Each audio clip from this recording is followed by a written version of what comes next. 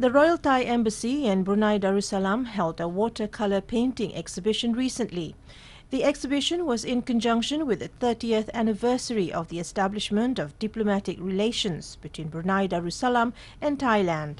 It took place at the Rizkund International Hotel in Gadong. Present was Brunei Deputy Minister of Culture, Youth and Sports, Haja Adina.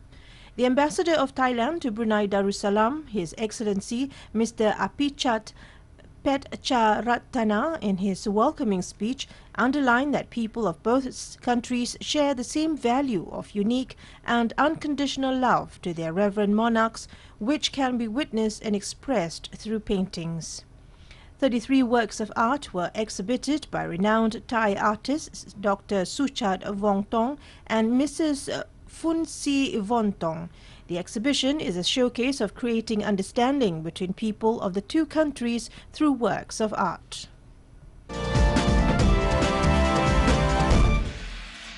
Thousands thronged Malaysia's Zoo Negara's Giant Panda Conservation Centre recently to witness the birthday of giant pandas Xing Xing and Liang Liang. Visitors started to gather as early as 9 a.m. to be part of the National Zoo's celebration to commemorate the pair's 8th birthday on August 23rd.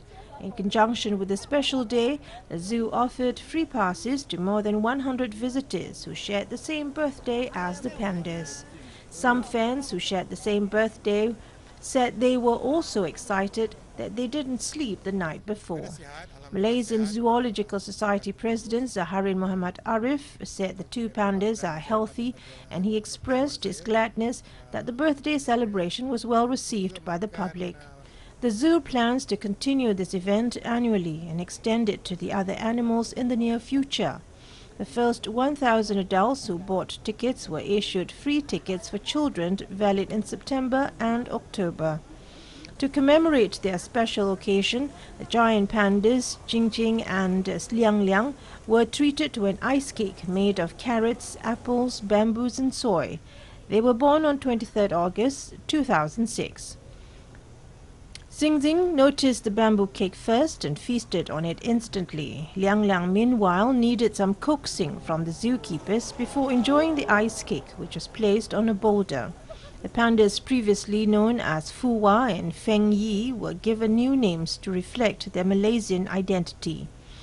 The male panda named Xing Xing means prosperity, while the female panda named Liang Liang means pretty. Both pandas have gained more weight since they arrived in Malaysia on 21st May. They have adapted well to the new home and are drawing about 2,000 visitors a day.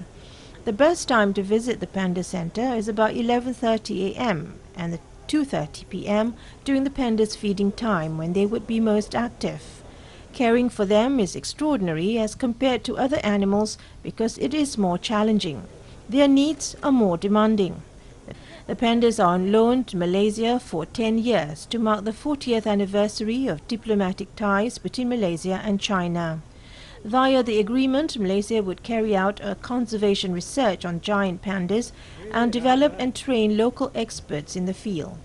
Zoo Negara is looking at bringing in other animals like the red panda and the Komodo dragon later.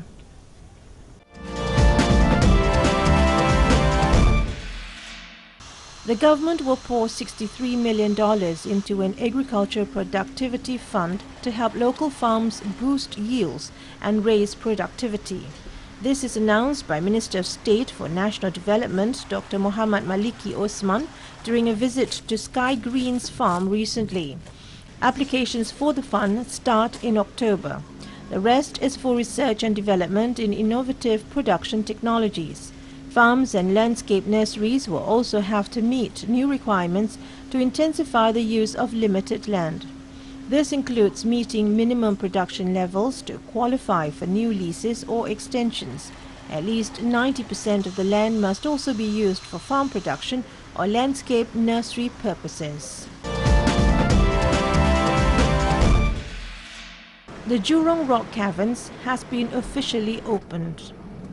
It is the first commercial underground rock cavern storage facility for liquid hydrocarbons in Southeast Asia and will be a key support for Singapore's petrochemical industry.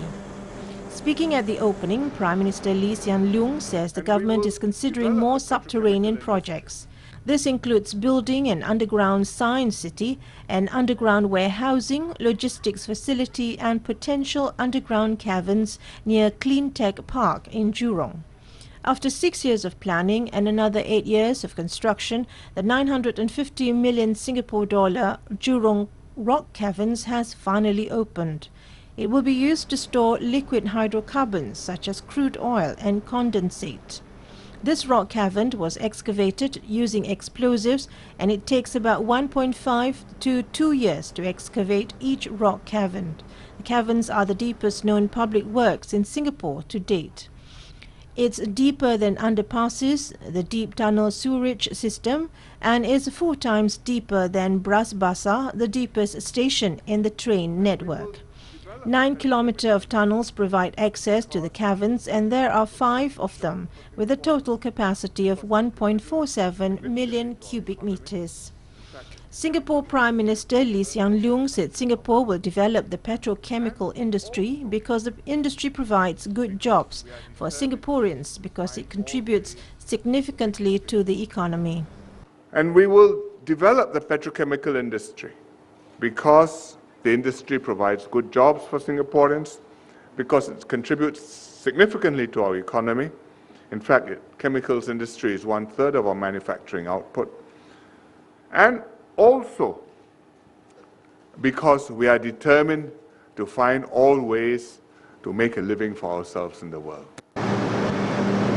We also had to consider the commercial viability of the project. We worked with various stakeholders at the onset to ensure that JRC would match manufacturers' requirements so that we could market it successfully. JTC says an extension or a second phase could be developed if there is industry demand.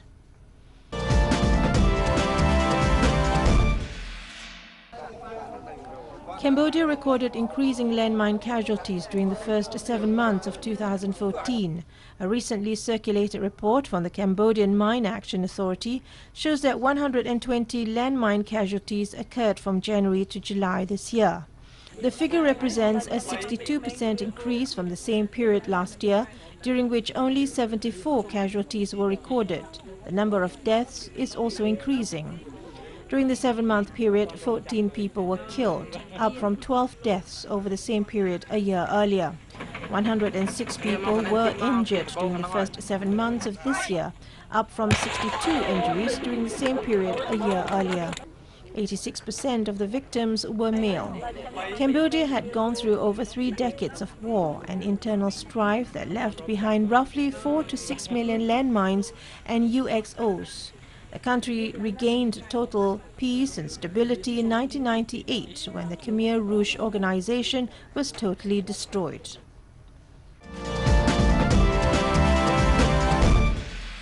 A security guard dressed as Superman at a retail shop in Thailand's south has become a local favorite for his friendly service and generosity. Samran Aksonkul, 48, has come to work every morning in his costume at an IT shop in Hat Yai.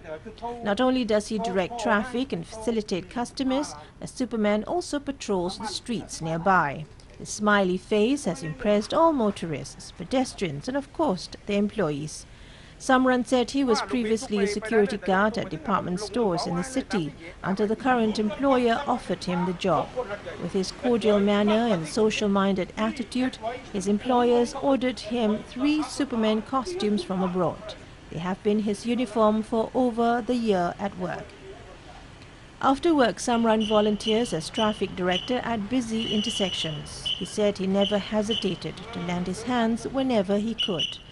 He said just seeing people smile make him feel good and would continue his duties, though someone might think he is crazy. His workmates said no one called him Samran, but Superman, who made everyone around him happy.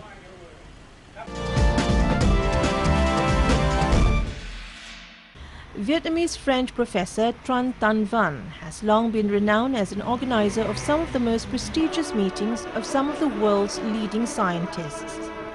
This year, his annual meeting Rencontre de Blois in central French city of the same name gathered the participation of some 150 leading researchers and experts in various fields of science. Chateau Blois is one of the city's 60 castles. It acts as the backdrop for this year's meeting. Among the lineup is Nobel laureate astrophysicist George Smoot, as well as Professor Michael Mayer, who in 1995 discovered the first extrasolar planet orbiting a sun-like star. New developments in the study of cosmology topped the agenda of discussion at the meeting.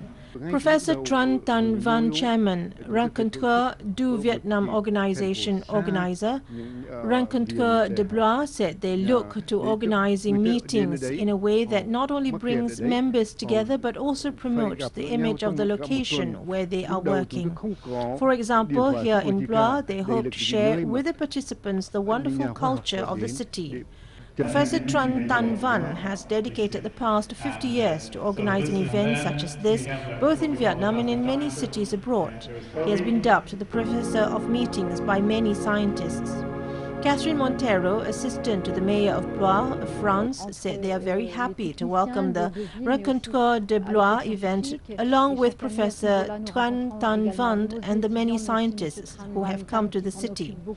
They will like to create the best of conditions for the participants to feel most at home and learn more about the city. A world-class conference in science taking place in a long-standing French castle, why not? This is what the chateau is here for. Rencontre de Blois, Rencontre de Morillon, and of course Rencontre du Vietnam. These are the names of some of Professor Van's meetings in the past decades, helping to bring scientists together and promote cultural understanding. Lee Van Duc Hung, chairman Overseas Vietnamese Association in Blois, said before not many people knew that a Vietnamese community existed here, but since Professor Tan Vang organized the Rencontre de Blois, more awareness has been given to their community and the activities which they do. This is the 14th time the annual Rencontre de Blois has taken place, focusing on particle physics and cosmology. Such events give not only experienced scientists a chance to share their knowledge, but also younger researchers and postdoctorates to actively participate.